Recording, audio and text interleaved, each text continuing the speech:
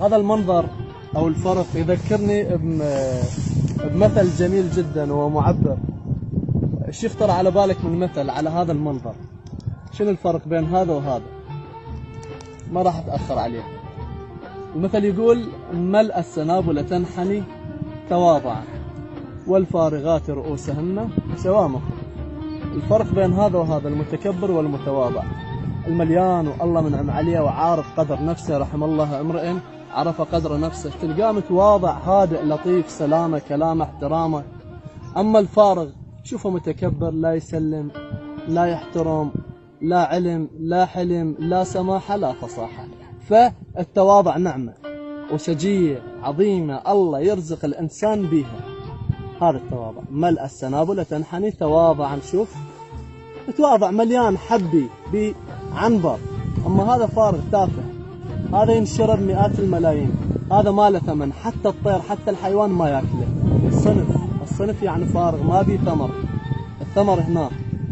والمتواضع شيء مثمر، شيء جيد، شيء لطيف، شيء شريف، شيء حفيف.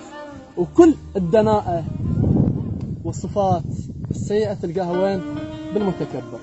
فنصيحة لنفسي قبل أي شخص أنه تكون متواضع لوجه خالق الخلق التكبر، ولا يحق لأحد أن يتكبر ما عدا الله، فالكل متواضعين. وعندنا دليل النبي الرحمة عليه وعلى آله الصلاة والسلام كان يلبي دعوة المملوك إذا دعاه.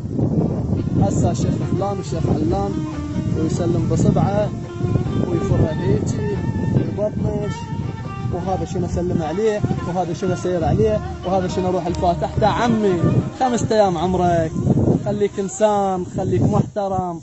ترى هذا ما له ثمن، ضاوع ما له ثمن. هنا النعمه والرحمه بالتواضع. الله يحفظكم ويسلمكم.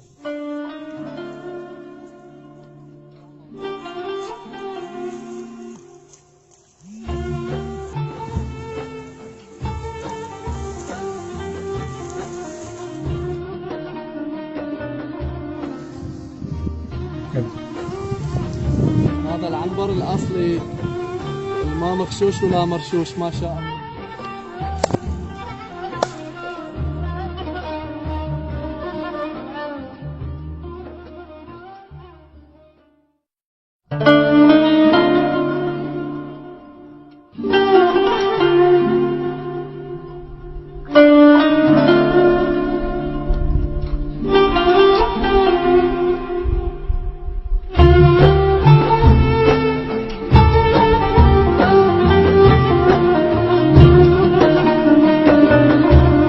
والله يا بالعنبر عطر، والله يا بالعنبر عطر.